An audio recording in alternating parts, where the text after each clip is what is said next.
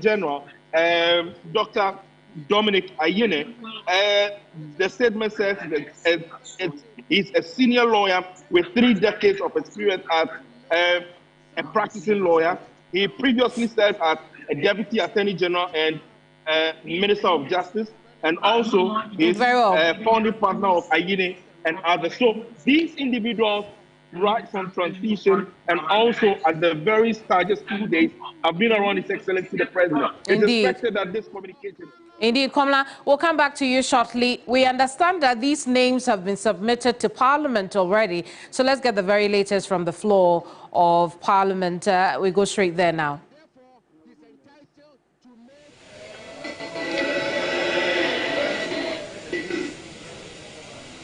Yes, Honorable Samson Ahi. Thank you very much, Mr. Speaker. Mr. Speaker, I just want to commend the Minority Chief Whip for, even before the Appointments Committee sits, he has already approved the nominees by His Excellency by commending the 3 nominees. I pray that you continue on this tangent so that you fast track the appointment process so that the President will get the needed... The motion is a voluntary act. If he's not interested in seconding the motion, he should sit down. Appointment Committee said. Thank you very much.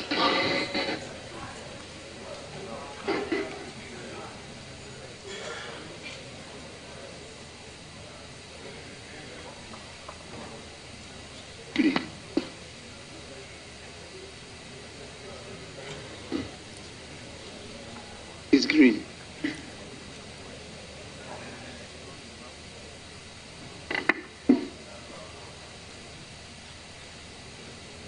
Honorable members, we now move to item 5, correction of votes and proceedings and official report.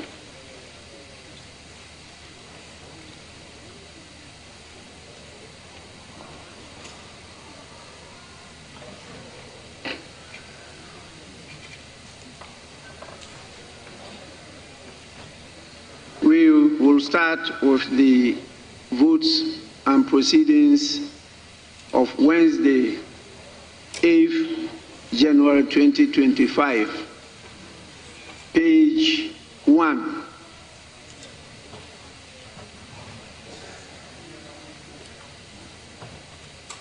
Page 1, yes, please. Mr. Speaker, based on the information and the counsel you gave yesterday after MP for Tamale Central, Honorable Mutala, made his contribution that we were having our first sitting of the 9th Parliament yesterday. And if we pick these votes and proceedings, also indicating that minutes of the second sitting of the first meeting of Parliament. You indicated what happened yesterday was the first sitting, and what happened on Tuesday was actually the first meeting. So if we can correct the caption for the votes and proceedings to read minutes of the first sitting of the first meeting of Parliament. That's maybe. Thank you.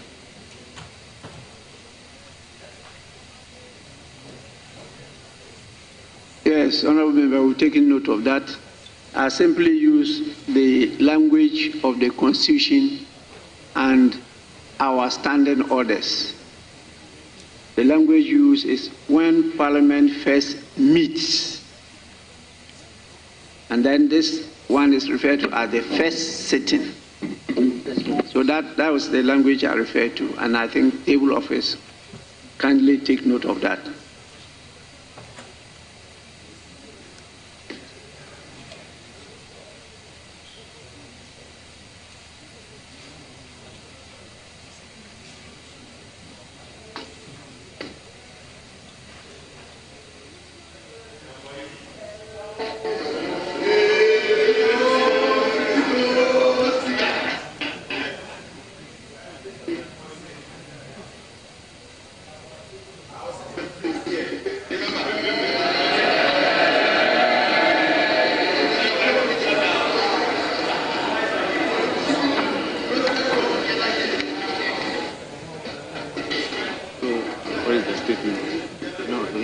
Minister? No, he said he has submitted a statement. Okay, then let me.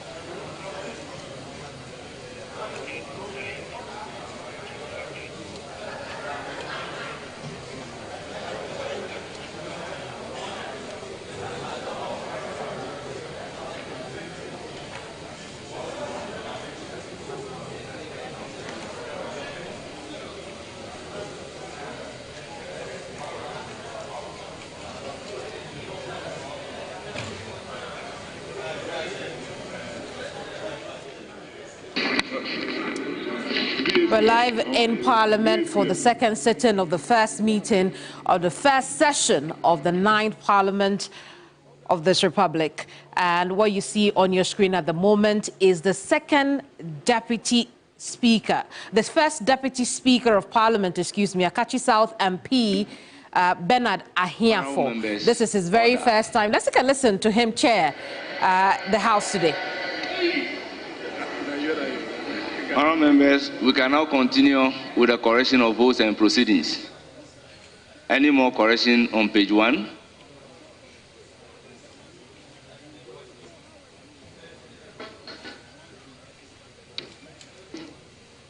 Page 2.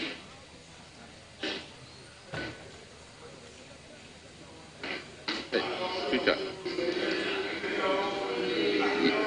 Yes. Honourable member, you have the floor. All right. Thank you, Mr. Speaker.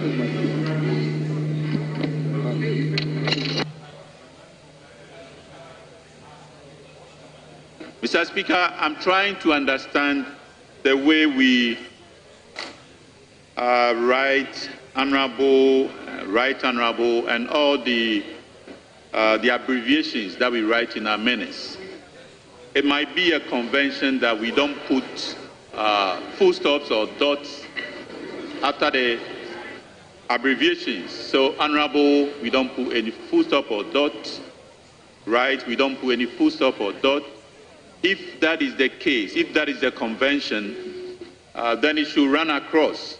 But then you get to other places, we have these dots or full stops. So we need to understand which is which. Thank you. Well, honourable members, these are time-tested procedures. So if you notice some inconsistency, then you can approach the clerk and table and point it out. Honourable Boa. Honourable Speaker, congratulations once again.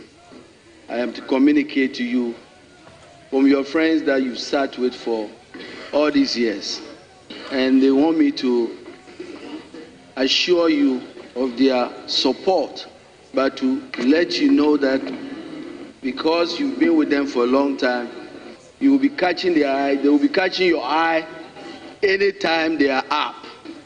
So remember them where you are now. Congrats. Thank you very much, Honourable Deputy Leader. Now, Minority Leader.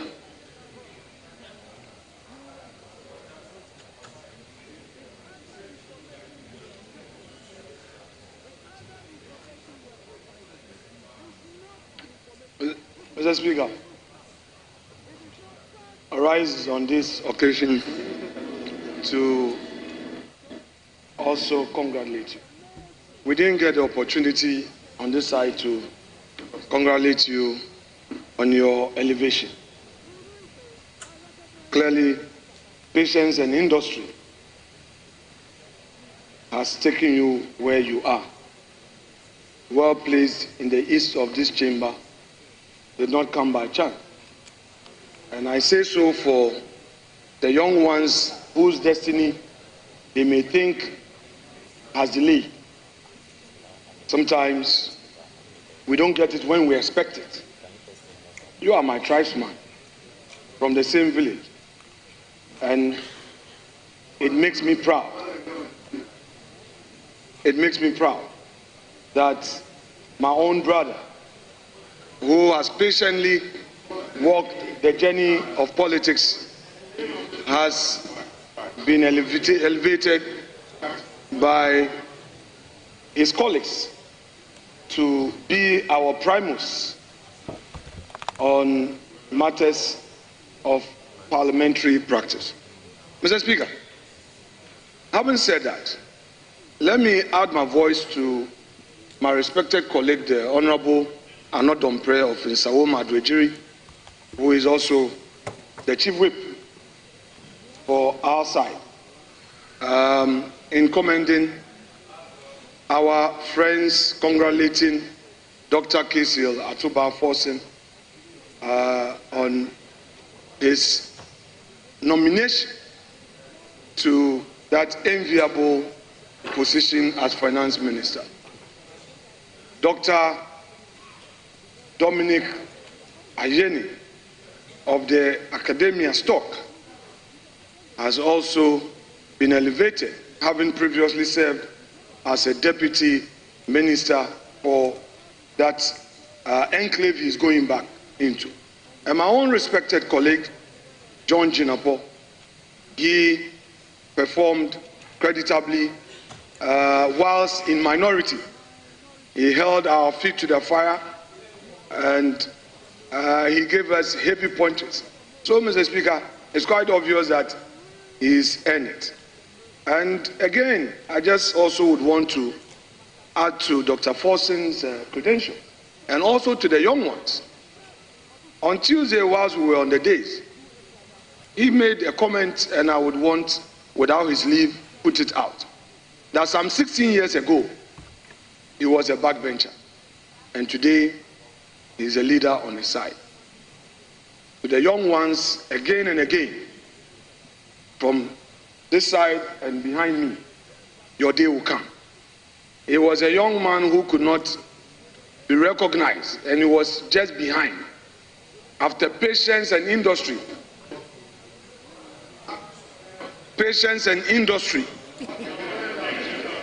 and loyalty to a cause has put him there.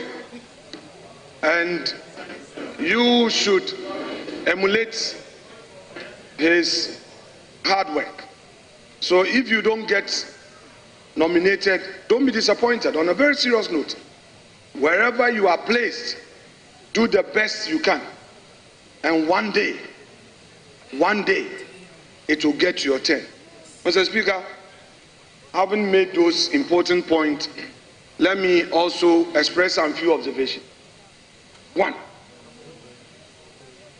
in the 8th Parliament, under President Akufo-Addo, Right Honorable Speaker made an observation, very profound, that matters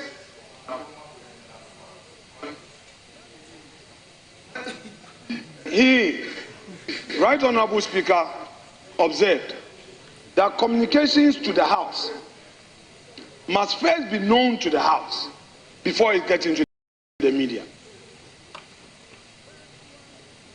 This House should not be a secondary recipient of that which is its bona fide. I do not appreciate the fact that a statement will be issued when Parliament has not already received the communication. Parliament should be the first to receive the communication before it gets out into the media. And that was the position taken by Right Honorable Speaker. So I would want to draw attention of the executive to this matter, especially when the acting spokesperson of the executive is one of our own, my own respected colleague, Felix Sofozu-Kwakye, very, very resilient guy. He doesn't fall easily. He knows his stuff, and he knows what he's about when he's doing his politics. I respect him for that. Right. Mr. Speaker, the second observation is the fact that the second observation is the fact that when the names were read out by Mr. Speaker, he read out only 3 names. The Finance Minister designate, the Energy Minister designate, and Attorney General a Minister of Justice designate. Mr. Speaker, this thoughts appointment is unacceptable. Mr. Speaker, this is a government that promised a 24-hour economy in opposition. They told us that they were ready for government. Mr. Speaker, Honorable Minority Leader. Mr. Speaker, indulge me. Honorable Minority Leader. Yes, indulge me. Honorable Minority Leader. Is that how you are starting it? Please. Let me finish. Let me. Honorable Minority Leader. Yes. I'm just indulging you because you are a leader. This is a time slotted for correction of vote and proceedings. Yeah, with your leave. I took your leave. Honorable Haruna Idrisu used to slot this in. I'm doing that. Mr. Speaker, this government, I'm talking for you, please, it's for you. Mr. Speaker, this government promised a 24-hour economy. Mr. Speaker, we expect them to be ready from day one. Mr. Speaker, you cannot start energy, finance, attorney general. When are the rest of the ministers? You must be ready. We want to hear Ama Kofi Bua. We want to hear Agric. We want to hear Agric Ministry. Honorable Erikopoku. Honorable Leader. Honorable Erikopoku. Honorable Minority Leader. We want to hear Agric Ministry. We want to hear roads and highways. Honorable Minority Leader. We want to hear lands and natural resources. Honorable Minority Leader. Education. Mr. Speaker, I recognize the Deputy Leader on his feet. Deputy Leader, are you on point of order? Deputy Leader, are you on point of order? Thank you, Madam Speaker. Madam Speaker, my brother, my respected Minority Leader, the former Majority Leader, who has led our friends to that side, has been talking a lot lately. We've been indulging him because we understand this difficult transition. And we believe that we should allow him to basically bring out all the pains of losing. But we want to remind him that his responsibility is to ensure that the business of this house flows. We are working on votes and proceedings, and he's expected to make brief comments if he has to. We are not debating, we are not in periods of statements, and so my respected colleague, please help us in an orderly manner to do the business of government, because frankly, we are going to ensure that the business of government is executed without constant interruptions, and we expect you to be productive.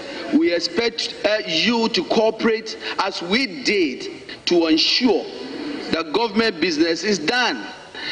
For now, we are indulging you because we know the painful transition you are going through. I thank you. Honourable members, let's proceed with the business at hand. Correction of votes and proceedings. Page 3. Are you on page 3? Speaker, do you want to speak on page 3 Speaker, I of the votes and proceedings? The leader has misinformed them. Honourable members, order. We are proceeding with page 3 of votes and proceedings.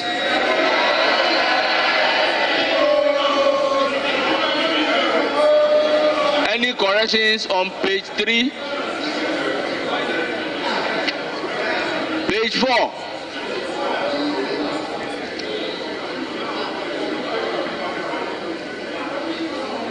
Page 5. Page 6. Page 7. Page 8. Page 9. Page 8. Well, page 7. Thank you very much, Speaker. So page 7, item 6 should equally also be corrected to read correction of votes and proceedings of the first meeting held on Tuesday instead of first sitting. So what Mr. Speaker indicated. But Mr. Speaker, item 4 deals with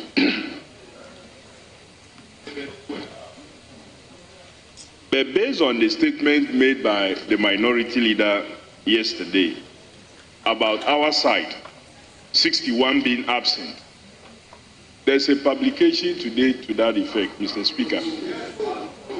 Meanwhile, the record here shows that only 15 members, and out of these 15, 10 are from the minority side. 10 are from the minority side. So that information the minority leader put out yesterday, that 61 were absent from this side, is false. It has no basis.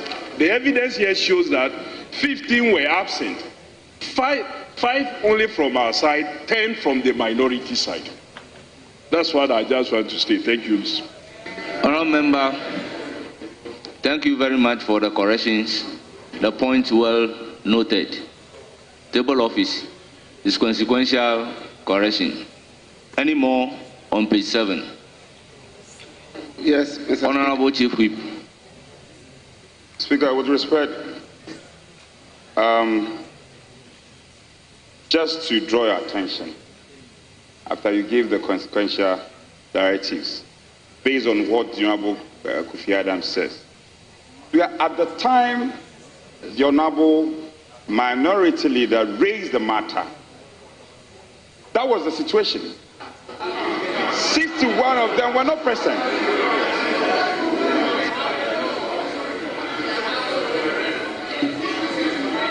Speaker, so the reality, table office can bear us out. The reality is that at the time the matter was raised, 61 of them were not present. So it cannot be the case. Please, check the records. Check the records. And the leader raised it. Before the leader raised it, we did all the checks. Speaker, I contest that. That cannot be right. Probably we should defer this matter to the table office to supply the needed information. But I insist, as at the time the leader raised it, 61 of them were hovering around lobbying for positions. Honourable Chief Whip. Honourable Chief Whip. This is a house governed by rules. As a matter of fact, the rules and the Constitution in Article 102 is very clear on quorum to commence business. Article 104 and our rules are very clear as to quorum to take decision. At the material moment that the issue was being raised, the issue is, do we have a quorum to commence business? Do we have a quorum to take a decision? So, honourable members, this is not a point that we should belabor today. May we continue with the correction of votes and proceedings.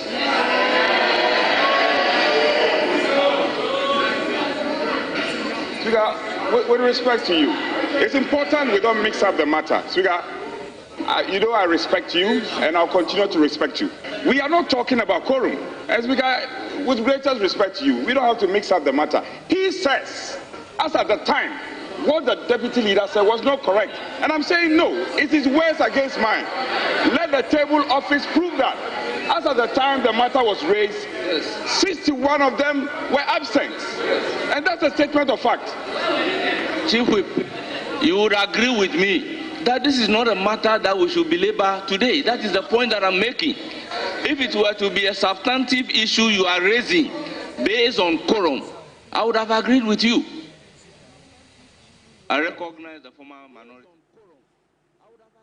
Well, again, we're back from that second sitting of the first meeting of the 9th Parliament. Over there, you had the Bodi constituency MP, Samson Ahi, plead or urge the House to approve quickly the appointments that have just been made by the President of the Republic, John Dramani Mahama. We also heard the Minority Leader, Alexander Penyo-Markin, on those same appointments, chastising the executive, again, without any evidence that the appointments were given to the media first before Parliament. As you well know, the situations appear to have happened concurrently, because at the time we were reporting, Parliament was already discussing this matter.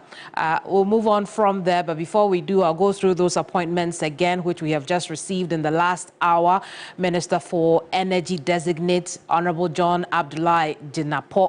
Minister for Finance Designate, Dr. Kaisel Atoba Forson, and Minister for Justice Designate, Dominic Akuritinga Ayene. Those are the three newest appointments or nominees for these ministries that the president has made in the last hour. But let's talk particularly about the Minister for Energy Designate, because again, you recall two people on those appointment lists, Dr. Kaisel Atoforson and John Abdullahi Jinapor, were part of the task force who were the committee, who were put together to deal with the energy crisis that could have befallen this country as a result of fuel shortages. Now, let's find out from the Executive Director for the Institute of Energy Security, Nana Amwesi the 7th, just a bit more on his thoughts as far as this appointment is concerned. Nana, I appreciate you talking to us. A quick one on the Energy Minister Designate. Your thoughts? Well, let me first thank the President for responding to the urgency of the situation at hand, to the extent that he thought it wise to elect and appoint a substantive minister to deal with the issues and take decisive decisions. Thank you very much, Mr. President. The choice of Jinapor, Honorable Jinapor is a young man. We find him full of energy, and it's more engaging as we come to know him while he was in opposition. We only pray that he will maintain same. But then, if you look at his track record, he's been a deputy minister before, indeed, at least for 4 years in the space of power. And so, there's not the space that is alien to him. He's comfortable with the space because he's been there before. And over the years, even in opposition, he has played a critical role ensuring that government is placed on its toe. And so knowing this, we are guided and we are firm believe that the President has made a good choice in him. We only pray that he doesn't change and he would rather deepen the engagement and collaboration with all stakeholders, because the power sector in particular is a very sensitive place we have today. If we have to keep our lights on, a lot of things come to play, and we hope that it is guided by faith. And so we wish him well on his appointment. I see. On to another equally important matter, Nana.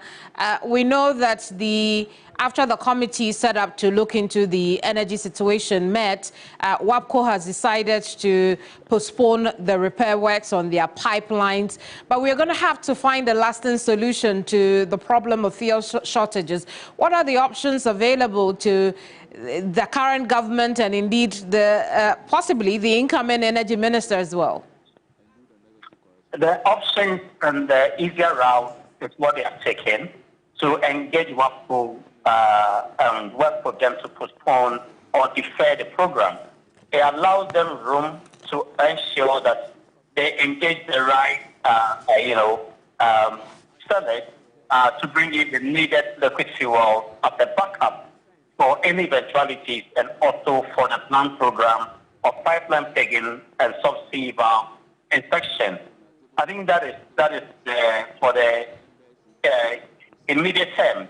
But when we look at medium term and long term, governments must work to ensure that revenue mobilization is enhanced and the leakages are also blocked, because we are struggling as a country today in terms of power generation and supply because of the financial constraints in the sector caused by the inefficiencies, in particularly the ECG, and also the leakages that we have in the system.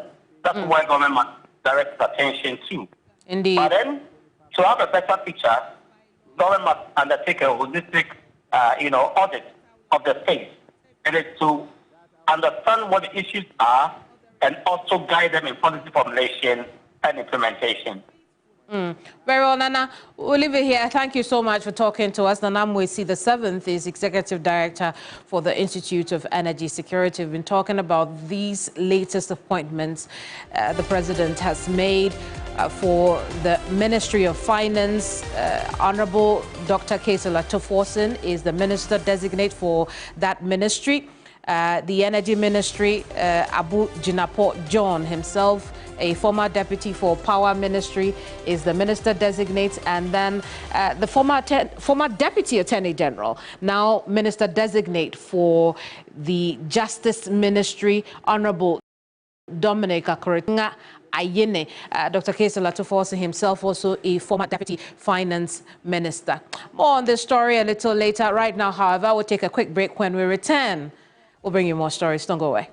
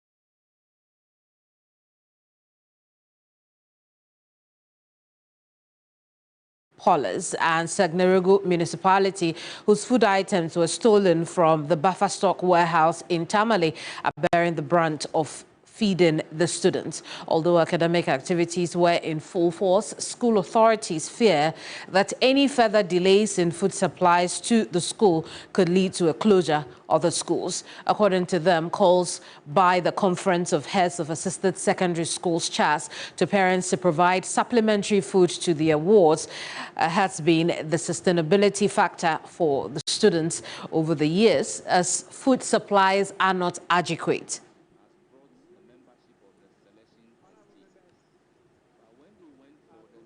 We can now cross over to Tamale and engage Christopher Amwako, our correspondent, following the story. Chris, good afternoon. Let's talk about the situation in the schools. How worrying is it? Yes, Kemini, it is very worrying for schools, especially that did not get the food supplies because some people from the buffer stock warehouse to break into it and stole their food items. I visited some of the schools, and Kemini, I can say that it is very difficult for management of the schools to feed the students. Even though the headmasters declined commenting on camera, they actually told me that the situation is dire as they have to resort to gari and beans only to be able to feed these students. They even have to do so with the surplus food items that they were able to store before the students went on break. That is exactly what they are relying on. And so when they run short of these food items, it means that they have no option than to see to the closure of these schools if government fails to supply them with food. I see. We know that CHAS had made a call for parents to provide food assistance for their children. Talk to us about this and how parents are responding. Yes, already this exists in some schools in the northern region. Some of the headmasters actually told me that even before this call by CHAS, parents have been bringing food to their wards over the weekend. For instance, some of them will prepare banku in large quantity and bring them to the schools to be given to their wards for them to rely on because already the food supply to the schools are not enough. And so the quantity of food served these students in the schools is nothing to write home about. So if they don't have supplementary food, it means that it is going to affect them. So that already exists. But parents are saying that government should ensure that the quantity of food supply to the schools would be enough for them so that they will also be reduced of the burden of preparing food from the house and taking them to the schools to be given to their wards. Indeed, Chris, quickly, now, only because we mentioned that the shortage we see now is as a result of the stealing that occurred at the buffer stock warehouse. What is the latest on that matter? Yes, so investigations is still ongoing. Apart from the 4 that were arrested, the day the incident happened, we are yet to hear from the police whether or not more persons have been picked up and what actually is the case as it stands. But Kemini, I must say that schools are bearing the brunt of this, and the general public have been asked to assist in investigation. Thank you so much for talking to us. Christopher Mwako is a Savannah and Northern Region correspondent. We turn attention to senior high school education in other areas because the students have resumed school after the Christmas break, despite initial calls by the Conference of Head Teachers to delay the reopening date. Concerns of adequate food supply and monies owed the various senior high schools were outlined by CHAS as reasons for the call. With those concerns yet to be addressed, CHAS is now entreating parents to provide additional food for their children. We can now connect with our Shanti region correspondent, Ibrahim Abubakar. He's visited some senior high schools in Kumasi to assess the situation there. He will join us with some updates shortly, but there you have it.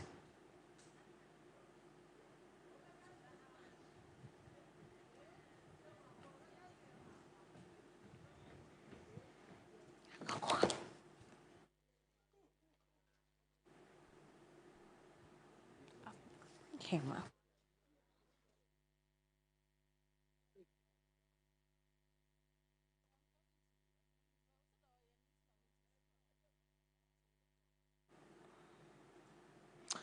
Ibrahim, good afternoon to you. Talk to us about the situation in Kumasi.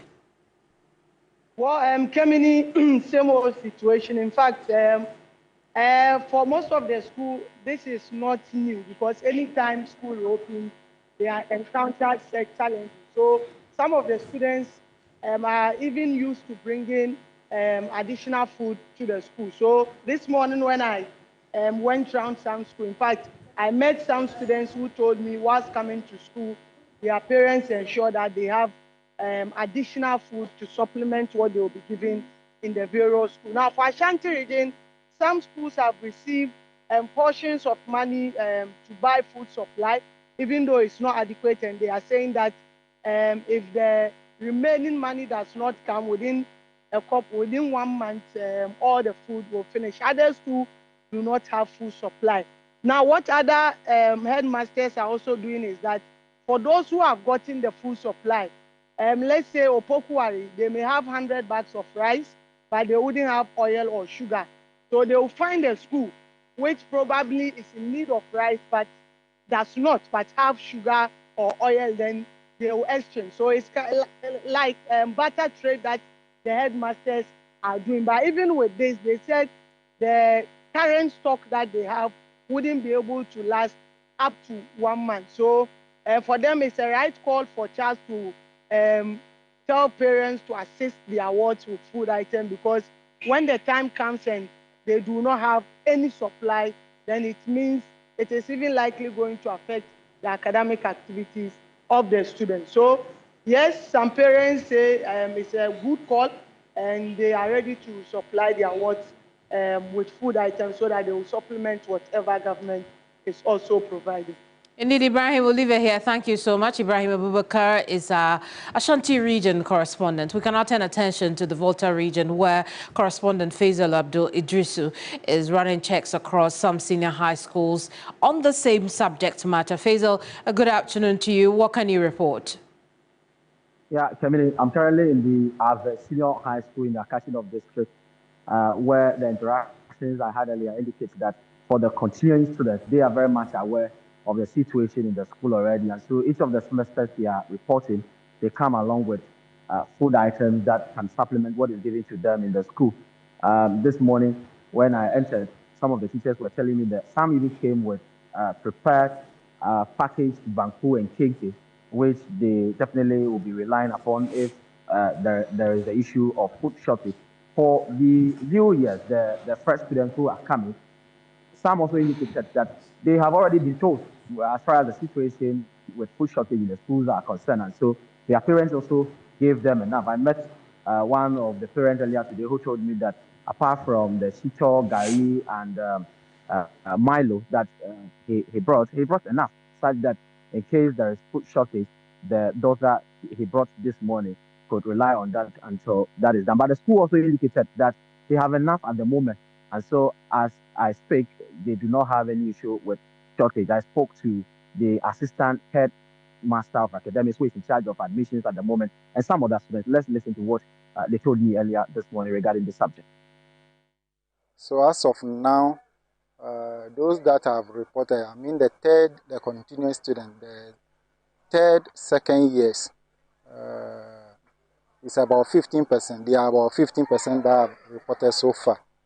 For the first years, since some of them are now reporting, their number is more than that of the second and the third years. Some are actually coming in with their food. They are bringing cooked banku, kenke, gari, and the likes. For our VESCO, we will encourage them to bring their awards to school. We've even put the information on their parent platform. We have platform for the parents, so we put information there that the students should report to school. We have some food that we are using to feed them, so we don't have such a challenge. I'm aware that this year when we are coming as students, we are supposed to bring some food stuff, because last year before the year will end, we had food shortage and the kitchen women and the non-teaching staff, they went for strike. So because of that, when I was coming this semester, I prepared for it so that in case of anything, when there is food shortage, I will not go home because education and the academic excellence too is needed.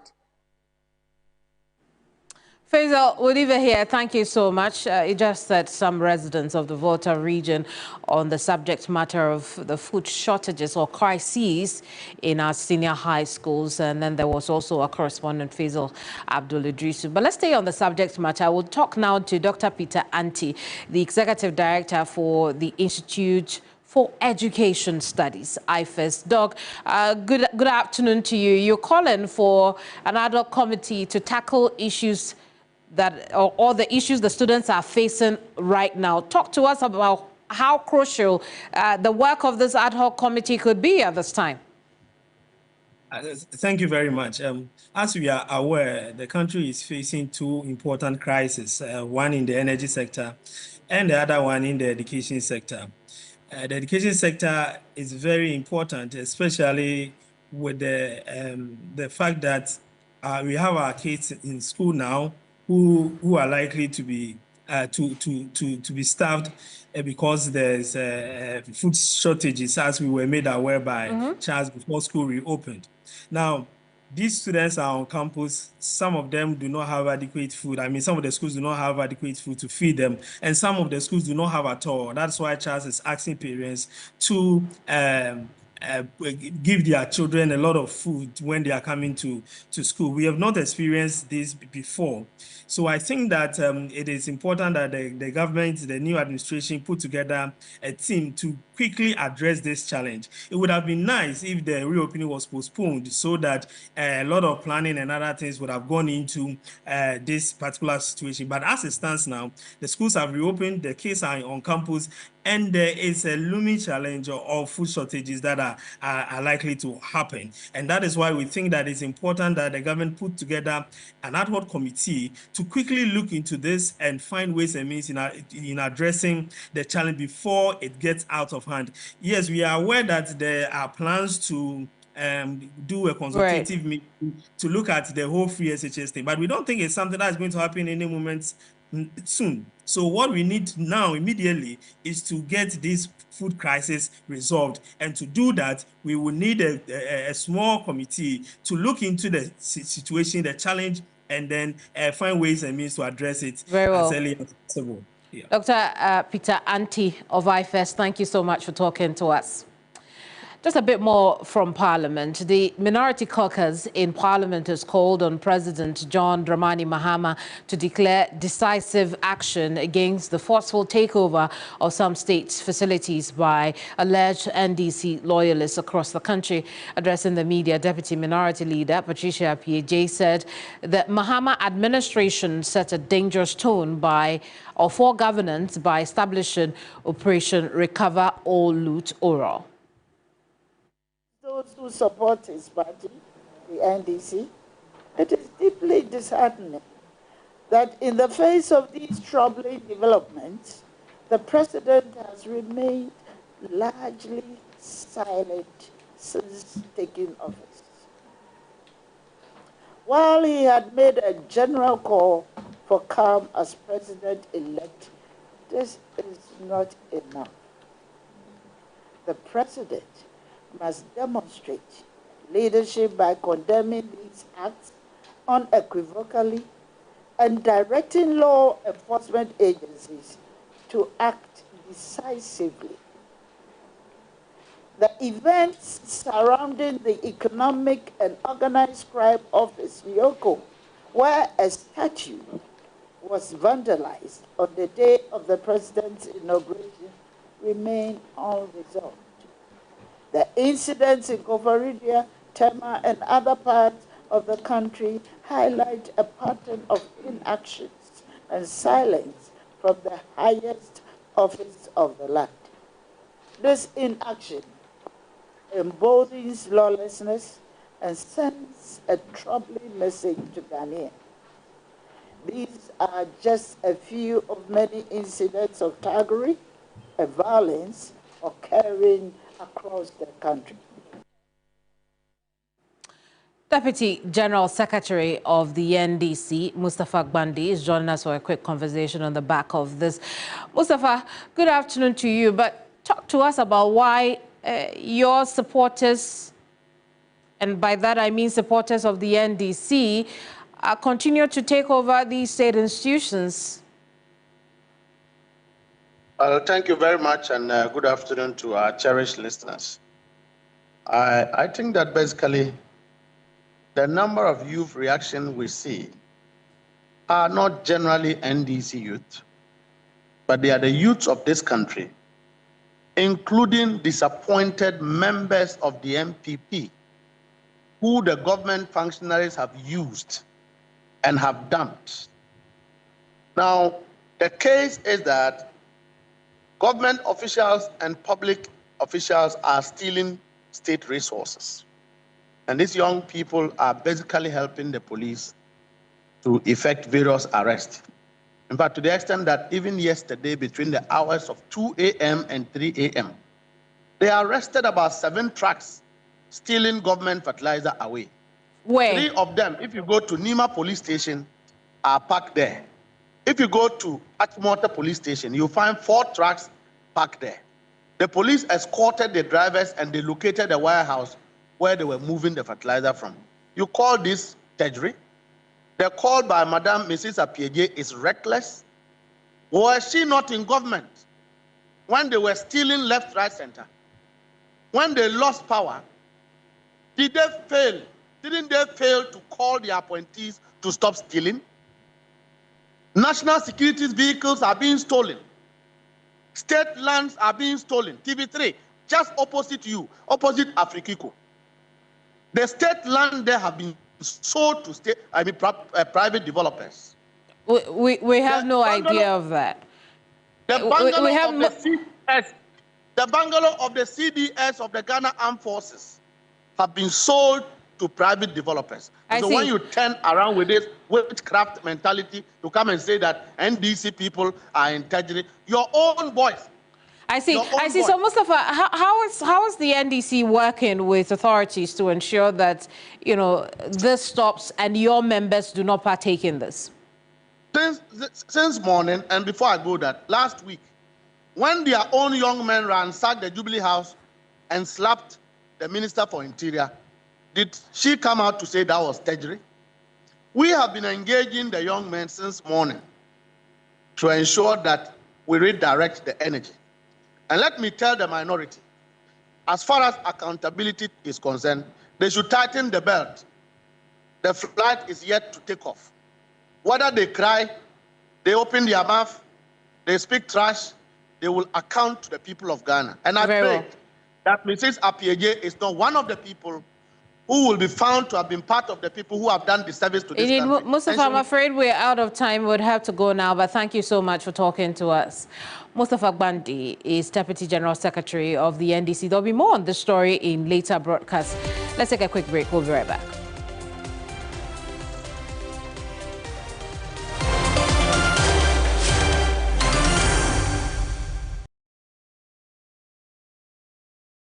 You know, 1 bucket of Flamingo paint is equal to several buckets of any other paint brand on the market. Flamingo paint, superior durability, superior hiding, superior coverage. Flamingo paint, simply superior. You know, 1 bucket.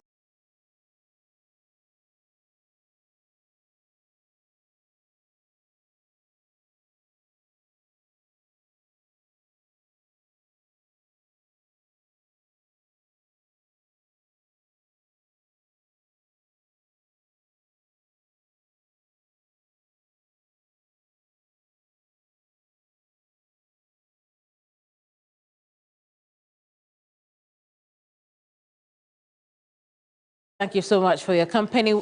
I am back here same time tomorrow for News Central. My name is Kemini Amano.